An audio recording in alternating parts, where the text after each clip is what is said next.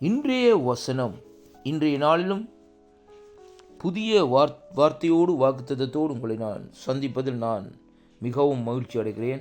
ஆண்டவரும் இயேசு கிறிஸ்துவின் இனிய நாமத்திலும் இந்த நாட்களிலே உங்கள் ஒவ்வொருவரையும், இந்த வார்த்தைகளை கேட்கிற ஒவ்வொருவரையும் வாழ்த்தி ஆசீர்வதிக்கும்படியாக ஆண்டவரிடத்திலே வேண்டுகிறேன். இந்த நாளிலும் 22ஆம் தேதி 4ஆம் மாதம் 26ஆம் ஆண்டு புதன்கிழமை இந்த காலை வேளையிலும் கர்த்தருடைய வார்த்தை இந்த நாட்களிலே இன்றைய நாளிலும் இப்படியாக இந்த நாட்களிலே வருகிறது.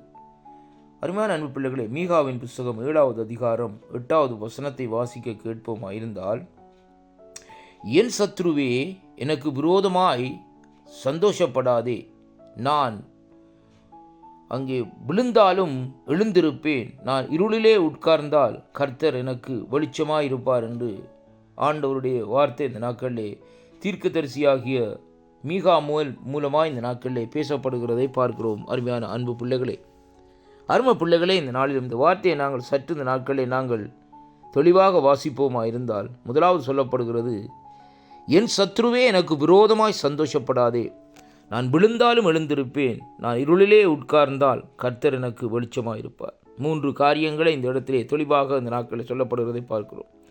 முதலாவது பாருங்கள், நம்முடைய சத்ருக்கள் நாங்கள் எப்பொழுது விழுவோம் என்று இந்த நாட்களில் அவர்கள் இந்த நாட்களை காத்துக்கொண்டே இந்த நாட்களில் இருப்பார்கள். அருமையான கர்த்தருடைய பிள்ளைகளே, அதனால தான் பாருங்கள், இந்த நாட்களிலே சத்ருவானவன் நமக்கு விரோதமாக இந்த நாட்களிலே அடிக்கடி செயல்பட்டு அவன் நாங்கள் விழுகிற வேளையிலே இந்த நாட்களில் என்ன செய்கிறான் என்றால் சந்தோஷப்படுகிறான். இவர் விழுந்து போனார் என்று சந்தோஷப்படுகிறான். அருமையான கர்த்தருடைய பிள்ளைகளே, ஆனாலும் கர்த்தருடைய வார்த்தை சொல்லுகிறது எப்படி என்றால், எனக்கு விரோதமாக நீ சந்தோஷப்படாது, ஏனென்றால் நான் விழுந்தாலும் இந்த நாட்களிலே எழுந்திருப்பேன்.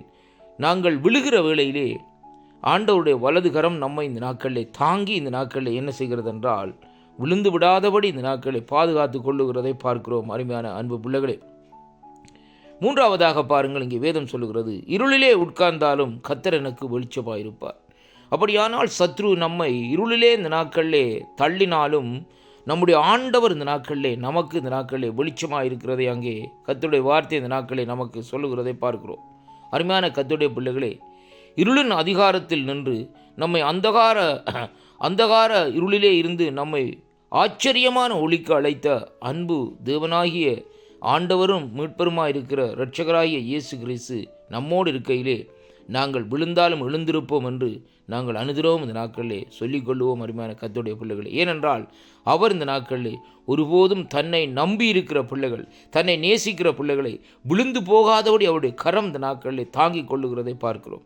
சங்கீதக்காரனாகிய தாவீது இப்படியாக சொல்லுகிறார், நான் மரண இருளின் பள்ளத்தாக்கில் நடந்தாலும் பொல்லாப்புக்கு பயப்படேன், தேவரீர் நீர் என்னோடு கூட இருக்கிறீர் ஐயா, உமது கோலும் உமது தடியும் என்னை தேற்றும், என் சத்துருக்களுக்கு முன்பாக ஒரு பந்தியை ஆயத்தப்படுத்தி என் தலையை எண்ணெயினால் அபிஷேகம் பண்ணுகிறீர் என்று சொல்லி இந்த நாட்கள் இந்த வார்த்தை இந்த நாட்களில் இங்கே சொல்லுகிறது மட்டுமல்ல, ஜீவனுள்ள நாட்களெல்லாம் நன்மையும் கிருபையும் என்னை தொடரும் என்று சொல்லி இந்த நாட்களில் அந்த வார்த்தையை முடிக்கிறதை பார்க்கிறோம். அருமை பிள்ளைகளே, அப்படியானால் இன்றைக்கு நம்முடைய வீழ்ச்சியைத்தான் இந்த நாட்களில் சத்ருவானவன் பார்த்து கொண்டே இருக்கிறான்.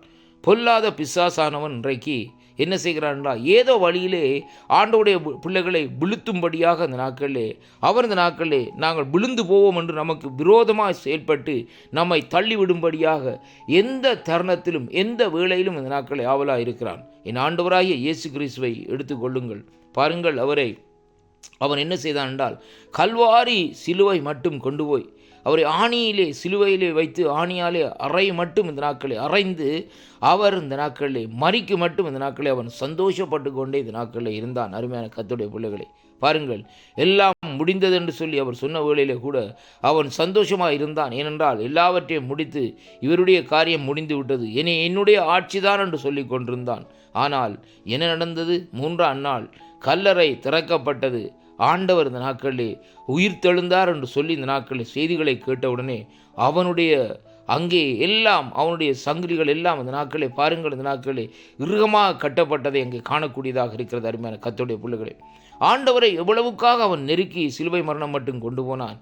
ஆனால் ஆண்டவரோ சிலுவையிலே வெற்றி சிறந்தார் என்று வேதம் சொல்லுகிறது. அப்படியானால் நம்முடைய வாழ்க்கையிலே நமக்கு விரோதமாக செயல்படுகிற சத்துருவின் கிரியைகளை இந்த நாட்களிலே தேவன் இந்த நாட்களிலே அங்கே இந்த நாட்களிலே காண்கிற தேவனாக இருக்கிறார். அதனாலே நாங்கள் அனுதினம் இந்த நாட்களிலே சொல்லிக்கொள்வோம், நாங்கள் விழுந்தாலும் எழுந்திருப்போம் என்று. ஏனென்றால் நம்முடைய உயிர்த்தெழுந்த ஆண்டவர் நம்மோடு இருக்கும் வரைக்கும் நமக்கு எந்த விதமான பயமும் இல்லை. கர்த்தர் தாமே உங்களை ஆசீர்வதிப்பாராக.